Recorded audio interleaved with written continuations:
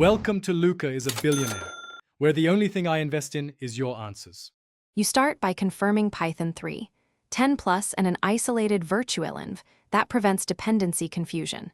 Next, install pandas and numpy right away plus scikit-learn for utilities. Once done, sketch the dataset schema, columns, data types, and which column is your unique key. Make sure to choose missing value rules now. This affects parsing and type inference. Finally, open a new Jupyter or Py file and import pandas as PD so you can execute the next steps immediately. You now load a small sample to validate formats. Read CSV, read JSON, or read SQL can be used, and confirm dtypes with df. Info. Then apply conversions. Use df, as type for types and PD, to datatime for dates because consistent types speed up downstream work.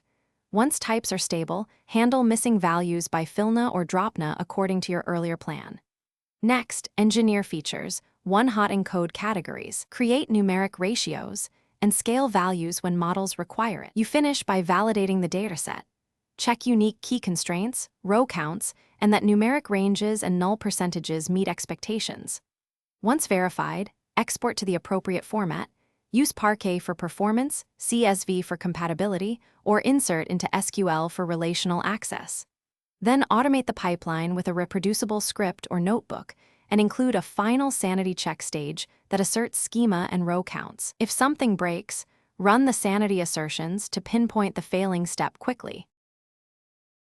Thanks for watching and please subscribe. It's the best investment you'll ever make.